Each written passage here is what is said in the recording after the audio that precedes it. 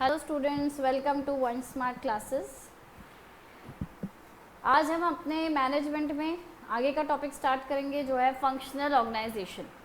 इससे पहले हमने देखा इसमें लाइन ऑर्गेनाइजेशन और उसके बाद हमने देखा था line and staff organisation.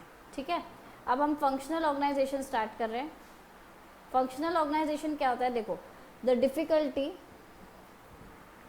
difficulty of line organization is securing the suitable chief executives was overcome by F.W. Taylor, जिन्होंने ये फंक्शनल ऑर्गेनाइजेशन दिया। ये फंक्शनल ऑर्गेनाइजेशन किसने दिया हमें? F.W. टेलर ने। ठीक है, उन्होंने क्या बोला? As the name implies the whole task of management and direction of subordinates should be divided according to the type of work involved। Actually उन्होंने क्या किया, जो मैनेजमेंट तो पहले होता ही था, पर मैनेजमेंट के चलते अब उन्होंने ये बोल दिया है कि भाई आपको मैनेजमेंट के साथ साथ साइंस को भी यूज़ करना है। साइंटिफिक मैनेजमेंट के हमने प्रिंसिपल्स देखे थे, F.W. टेलर ने ही दिए थे।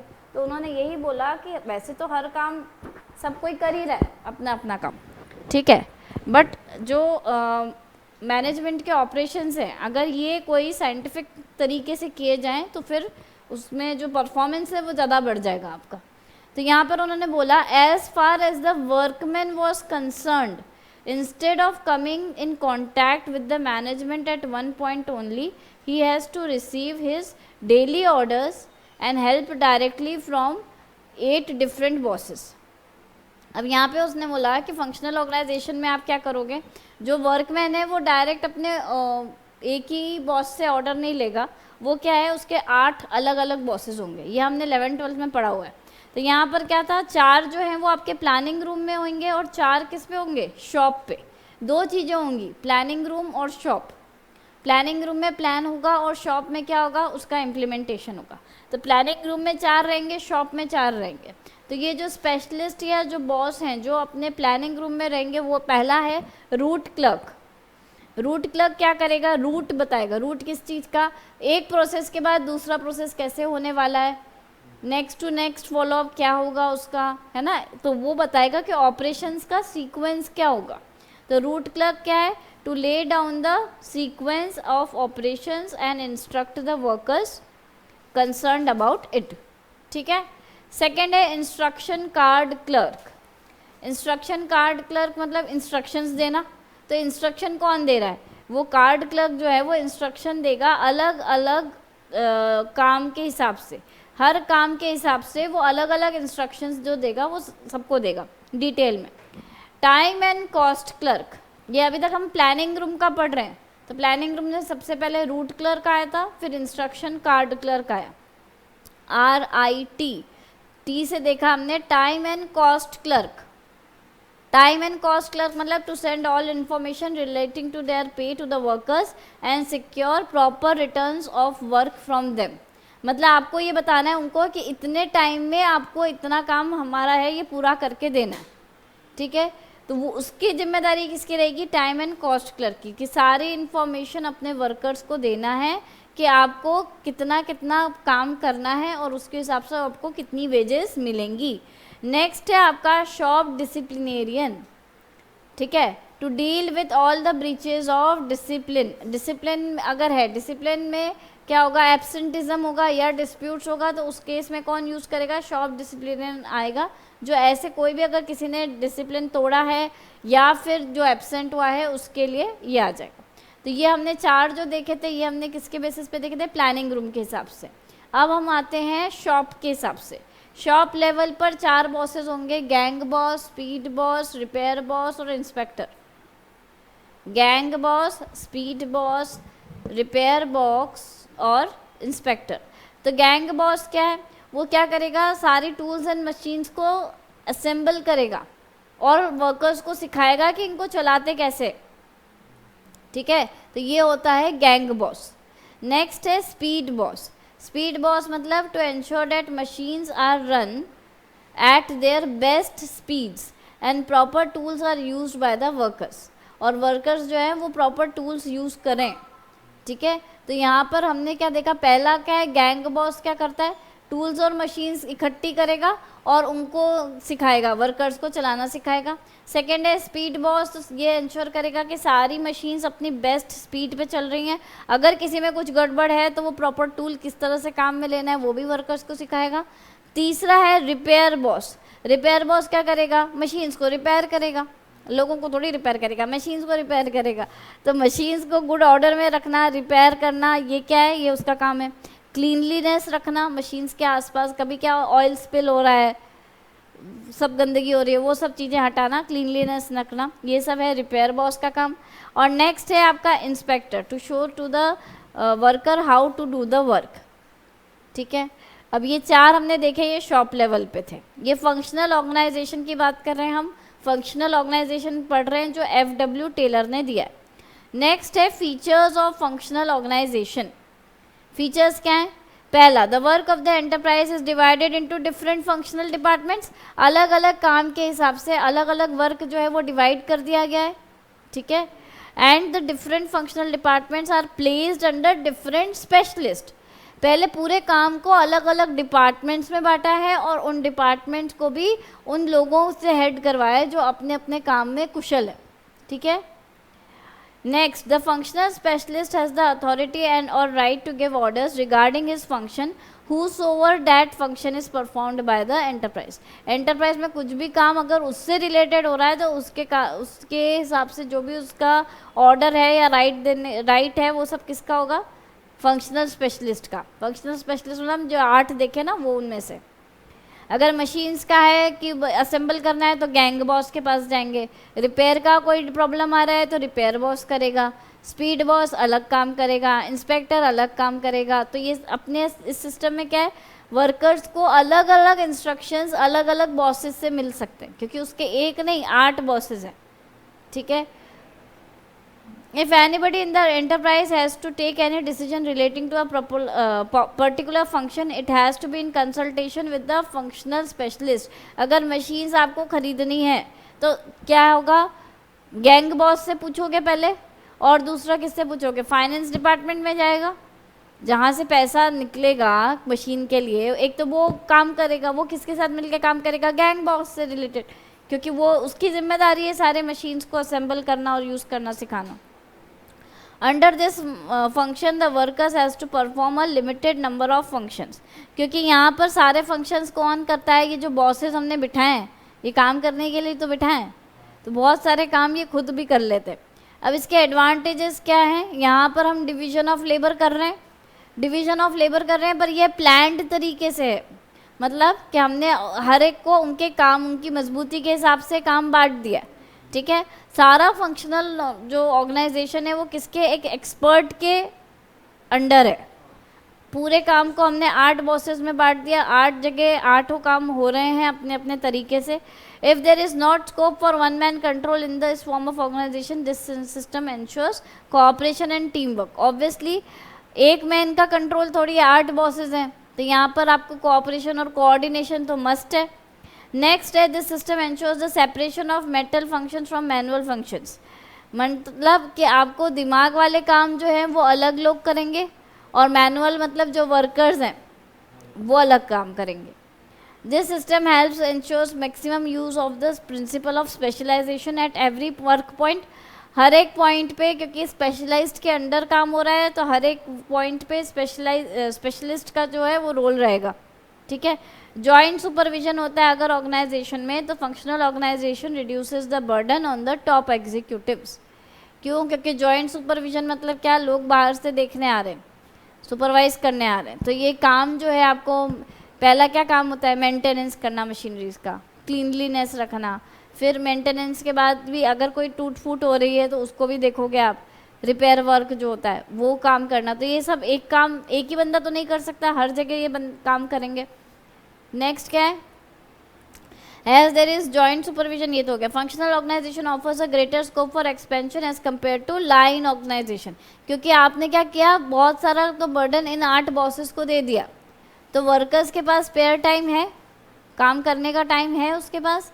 तो यहाँ पर आप क्या बोल रहे हैं कि यहाँ पर लाइन ऑर्गेनाइजेशन से बेटर होता है फंक्शनल ऑर्गेनाइजेशन, क्योंकि यहाँ पर आपको लिमिटेड कैपेबिलिटीज़ में काम नहीं करना है, स्टाफ एक्सपर्ट्स भी काम कर रहे हैं आपके साथ साथ, तो बेटर कंट्रोल और सुपरविजन हो पाता है।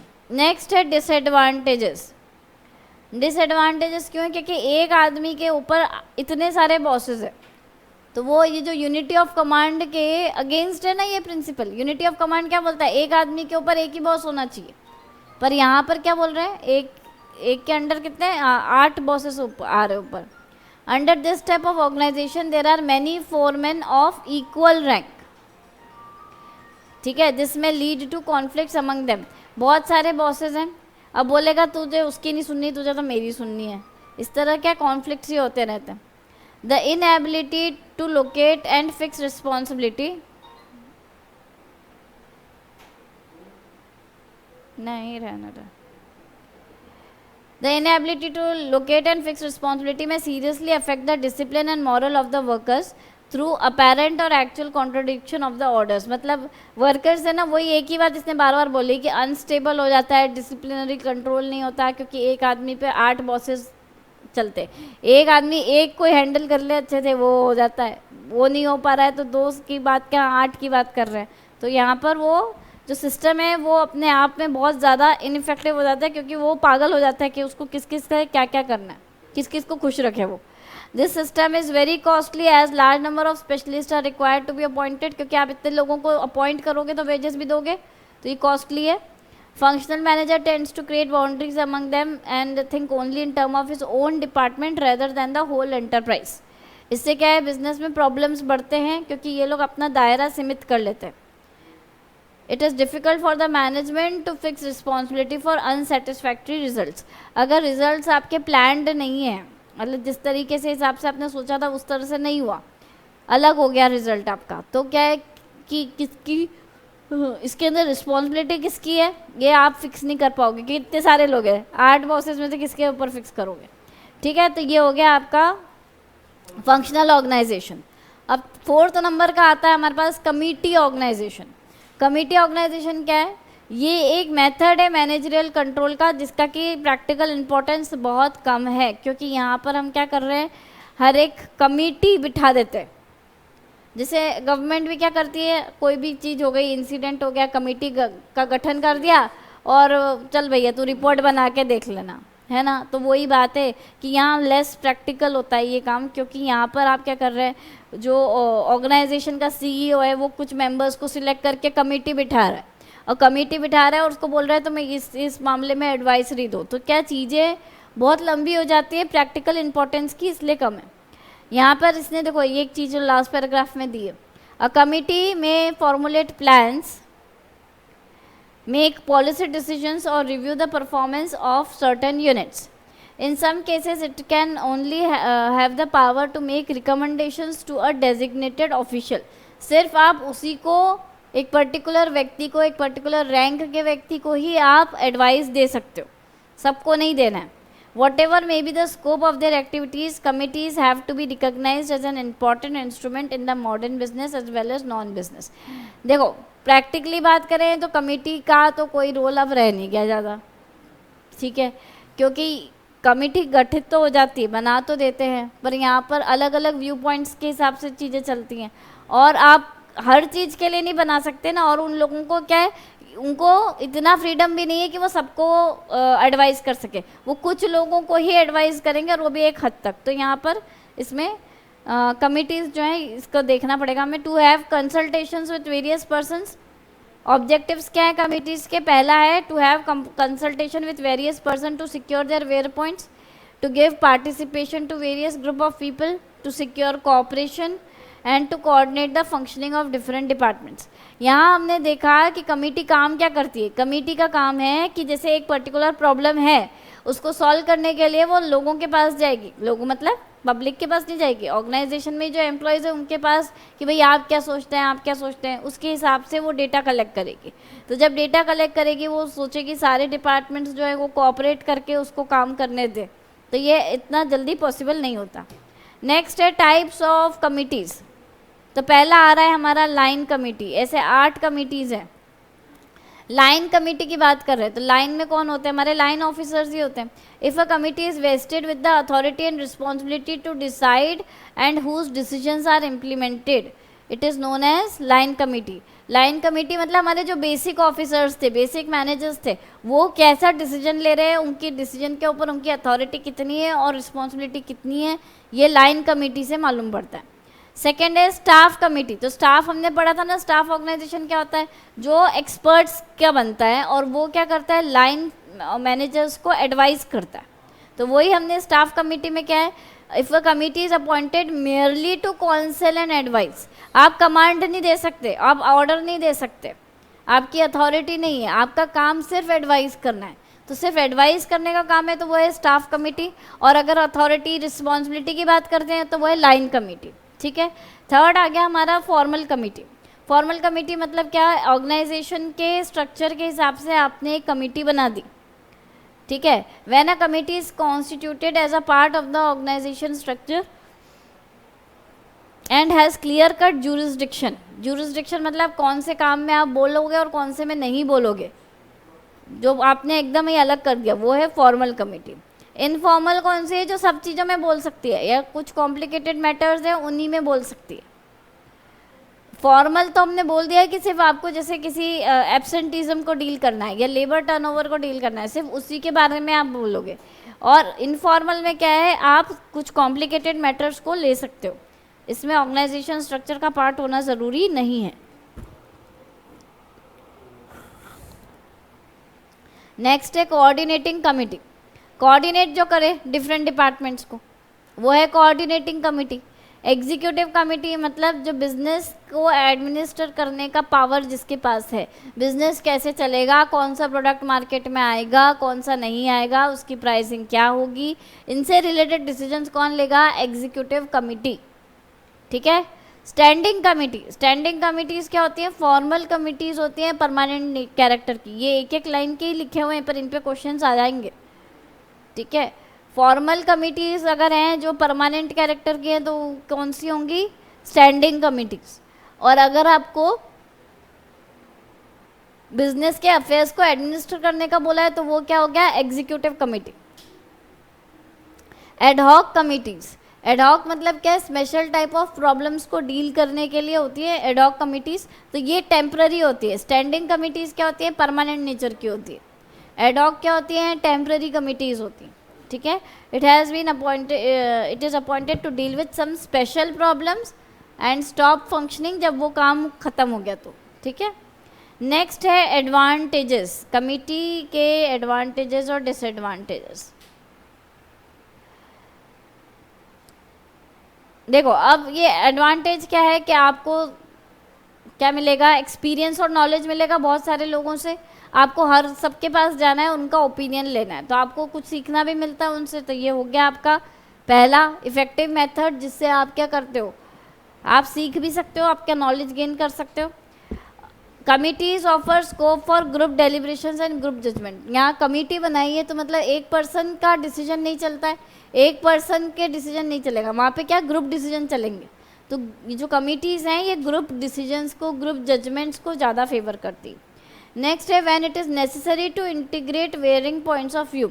जब हम चाहते हैं कि बहुत से लोग एक किसी पॉइंट पे तैयार हुए, कि सबके बीच में एक मेजॉरिटी व्यू बने, तो उसके लिए हम ये कमिटीज़ बनाते हैं. इनको फिर क्या कोऑर्डिनेशन से काम करना होता है. नेक्स्ट है management can give representation to the employees in various committees और बेटर मोटिवेशन हो जाएगा. ठीक है. डिसएडवांटेजेस पढ़ लेना यार, कुछ भी नहीं है डिसएडवांटेजेस.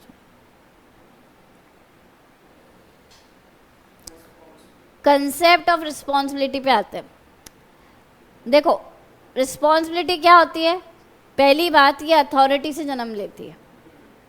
अथॉरिटी क्या है? जब सुपीरियर सबऑर्डिनेट को कुछ इंस्ट्रक्शंस देता है, कुछ ऑर्डर्स देता है, वो होता है अथॉरिटी. डेलीगेशन ऑफ अथॉरिटी क्या है? कि हम अपने सबऑर्डिनेट को कुछ कामों का अधिकार दे रहे हैं. वो काम कौन से हैं? रूटीन कामों का अधिकार दे रहे हैं कि जा तो बैंक में चेक लगाया है ना, या थोड़ा सा ये क्लाइंट को अटेंड कर ले. तो ये क्या होता है? ये अपन थोड़ी थोड़ी चीज़ों का जो रूटीन डिसीजंस है ना, उन्हीं की जिम्मेदारी देते हैं. तो वो होता है डेलीगेशन ऑफ अथॉरिटी। अब जब आपको डेलीगेट की है अथॉरिटी किसने, सुपीरियर ने सबऑर्डिनेट को, तो सबऑर्डिनेट की क्या बनती है, जिम्मेदारी। क्या बनती है, जिम्मेदारी। तो वो क्या होता है, रिस्पॉन्सिबिलिटी। तो अथॉरिटी ऊपर से नीचे आती है, रिस्पॉन्सिबिलिटी नीचे से ऊपर की तरफ जाती है। बात आई समझ में? आगे चलते हैं। रिस्पॉन्सिबिलिटी समझ में तो आ गया क्या होता है, थर्ड लाइन जरूर पढ़ेंगे इसकी। Responsibility is the duty to which a person is bound by his the reason of his status और टास्क। जिम्मेदारी की बात है। जिम्मेदारी कहाँ से होती है, डेलीगेशन से आती है। डेलीगेशन ऑफ अथॉरिटी हुआ, उसके कारण उसको काम मिला, उसकी जिम्मेदारी उसकी है। ठीक है, तो अब इसके कैरेक्टरिस्टिक्स जो है वो हम देखते हैं कि रिस्पॉन्सिबिलिटी आप ह्यूमन बींग्स की ही तय कर सकते हो, रोबोट की जिम्मेदारी तय कर सकते हो क्या, नहीं कर सकते। तो यहाँ पर आप सिर्फ जिम्मेदारी किसकी तय कर सकते हो, रिस्पॉन्सिबिलिटी किसकी तय कर सकते हो, ह्यूमन बींग्स की। रिस्पॉन्सिबिलिटी किससे अराइज होती है, सुपीरियर सबऑर्डिनेट रिलेशनशिप से। Second point, superior subordinate relationship अगर होगा तभी ये रिस्पॉन्सिबिलिटी आती है। क्यों, क्योंकि तभी डेलीगेशन ऑफ अथॉरिटी होता है। ठीक है, रिस्पॉन्सिबिलिटी कंटिन्यू भी हो सकती है और सिंगल फंक्शन के लिए भी हो सकती है। कंटिन्यूस किसकी, जैसे मैं आपकी टीचर हूँ तो मेरी रिस्पॉन्सिबिलिटी है ना कोर्स टाइम पे कम करवाना, आपका रिवीजन कराना, तो ये मेरी तो कंटिन्यूस जिम्मेदारी है। ठीक है, या मैं बोलूँ कि मेरी जो जिम्मेदारी है वो एक टाइम की है। एक टाइम की कैसे, कि मेरा ये सेशन अगर मैंने करवा दिया तो मेरा हो गया, पर सर की जिम्मेदारी आपके लिए तो अनलिमिटेड है ना, आपको सीएमए करवाना ही उनकी जिम्मेदारी रह जाती है। तो यहाँ पर ये क्या हो गया, आपका कंटिन्यूस भी हो सकता है। रिस्पॉन्सिबिलिटी में be defined in terms of function और टारगेट्स। रिस्पॉन्सिबिलिटी क्या है, हम टारगेट्स के रूप में भी बता सकते हैं, न्यूमरिक टर्म्स में भी एक्सप्रेस कर सकते हैं। इसका मतलब क्या, जैसे आपने किसी लेबर को बोल दिया कि भाई तेरे को आज 500 यूनिट्स बनाने, तो ये क्या है, उसने आपने उसका टारगेट फिक्स कर दिया, उसको इतना परफॉर्म करना है, ये उसकी जिम्मेदारी है। तो रिस्पॉन्सिबिलिटी हमने क्या करी, फंक्शन या टारगेट या गोल्स के रूप में भी बना दी। ठीक है, नेक्स्ट है essence of responsibility is obligation of a subordinate to perform the duty assign to him. तो ये एक जिम्मेदारी होती है सबऑर्डिनेट की कि वो अथॉरिटी जो उसको पास ऑन हुई है, डेलीगेट हुई है काम के साथ, वो उसको अच्छे से निभाए। सिक्स्थ वाला पॉइंट बहुत इंपॉर्टेंट है, responsibility is a derivative of authority. Responsibility का जन्म कहाँ से हुआ, अथॉरिटी से। ठीक है, जब हम डेलीगेशन करते हैं तभी वो रिस्पॉन्सिबिलिटी का जन्म होता है। इसीलिए बोलते हैं कि रिस्पॉन्सिबिलिटी उसी काम की दी जाती है जितने काम की आपको अथॉरिटी दी है। अथॉरिटी और रिस्पॉन्सिबिलिटी दोनों साथ साथ चलती। अगर हमने किसी सेल्स एग्जीक्यूटिव को बोला मेरे को 3 महीने की रिपोर्ट बना के दे, तो अगर आपने उसको ये जिम्मेदारी तो दे दी काम करने की, पर आपने उसको अथॉरिटी नहीं दी कि डेटा वो कलेक्ट कर सके, तो कैसे करेगा, वो रिपोर्ट कैसे बनाएगा। तो आपने जितना काम दिया है उतने तक की जिम्मेदारी आपको देनी ज़रूरी है, अथॉरिटी देना ज़रूरी है। ठीक है, seventh point, responsibility is absolute and can not be delegated. मान लो एक्स ने वाई को कोई जिम्मेदारी दी, कोई अथॉरिटी पास ऑन की, है ना। अब वाई रिस्पॉन्सिबल है एक्स के काम के लिए, वाई ने क्या किया, जेड को दे दिया, अपने आगे वाले सबऑर्डिनेट को दे दिया। तो एक बात ध्यान रखना हमेशा, जो सुपीरियर है ना वो सबऑर्डिनेट को शाबाशी भी देगा अगर उसने सही काम किया तो, और गलत काम किया और नहीं काम करके दिया तो भी उसी को ही मरोड़ेगा, वो उसके सबऑर्डिनेट के पास नहीं जाएगा। समझ में आ रहा है, एक्स जेड के पास नहीं जाएगा, एक्स जो है वो वाई से ही पूछेगा अगर काम हुआ है, कैसा हुआ है, अच्छा हुआ है तो रिमार्क उसको रिवॉर्ड मिलेगा, नहीं हुआ है तो पेनलाइज करेगा, वो जेड के पास नहीं जाएगा। तो हमने क्या देखा, रिस्पॉन्सिबिलिटी जो है वो एब्सोल्यूट होती है, उसको आप बांट नहीं सकते। वाई अपनी जिम्मेदारी बांट नहीं सकता जेड को, जेड की हरकतों के लिए वाई पूरी तरह रिस्पॉन्सिबल रहेगा, जैसे वाई की हरकतों के लिए एक्स आगे अपने ऊपर वालों के लिए जिम्मेदार है। ठीक है, रिस्पॉन्सिबिलिटी फ्लोज अपवर्ड्स, ये तो मैंने अभी आपको बताया, अपवर्ड फ्लो होती है। अथॉरिटी नीचे की तरफ आती है, ऊपर से नीचे फ्लो होती है। रिस्पॉन्सिबिलिटी क्या है, ऊपर की तरफ फ्लो होती है। सबऑर्डिनेट जो है वो सुपीरियर को रिस्पॉन्सिबल होता है। A person who accepts responsibility is accountable for the performance. अगर आपने रिस्पॉन्सिबिलिटी ली है तो जिम्मेदारी या जवाबदारी भी आपकी है। अगर काम नहीं होता है तो आपकी ही जवाबदेही है इसमें। अकाउंटेबिलिटी क्या होती है? अगर कोई गलती हुई तो किसके सर ठिकरा फूटेगा? वो अकाउंटेबिलिटी। तो अगर आपने रिस्पॉन्सिबिलिटी ली है, आप रिस्पॉन्सिबल हो, तो आप उसी टाइम अकाउंटेबल भी बन जाते हो। ठीक है, अकाउंटेबल क्यों? क्योंकि अगर आपको बोला है कि भैया मेरे को 2 दिन में ये पर्टिकुलर रिपोर्ट ख़त्म करके देनी है, तो आपको देनी है। अगर वो 2 मिनट में 2 दिन में नहीं हुई तो वो तीसरे दिन क्यों लगा रही है? ये जिम्मेदारी आपकी है और जवाबदारी भी आपकी है। ठीक है, तो ये हमने क्या देखे, रिस्पॉन्सिबिलिटी क्या होती है और उसके फीचर्स क्या हैं। ठीक है, अब इसके अंदर 2 चीज़ें बताई इन्होंने कि 2 तरीके अपनाए जाते हैं। 2 तरीके हैं रिस्पॉन्सिबिलिटी के। पहला है रिस्पॉन्सिबिलिटी चार्टिंग और दूसरा है रोल निगोशिएशन। पहला है रिस्पॉन्सिबिलिटी चार्टिंग और दूसरा है रोल निगोशिएशन।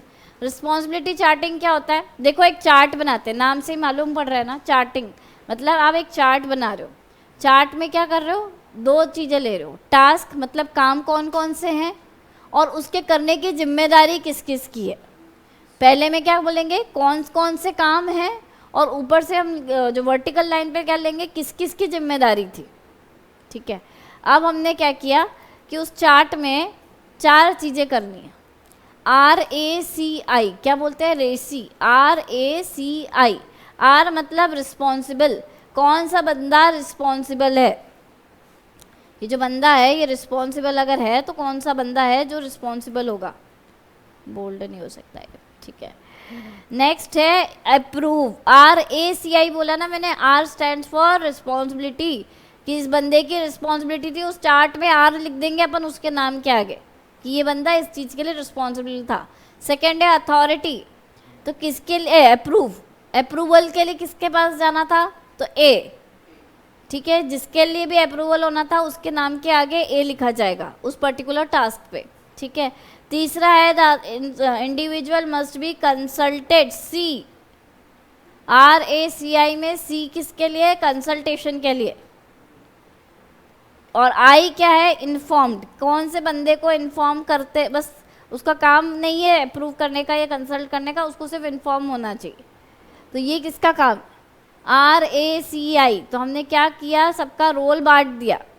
रिस्पॉन्सिबिलिटी चार्टिंग में हमने क्या किया, एक चार्ट बनाया जिसमें हमने अलग अलग काम बताए और उन काम कौन कौन करेगा वो बताया। और फिर हमने RACI मतलब पहला रिस्पॉन्सिबल, दूसरा है अप्रूव, तीसरा कंसल्टेशन और फोर्थ है इन्फॉर्म। ठीक है, इस तरीके से काम को बांट दिया।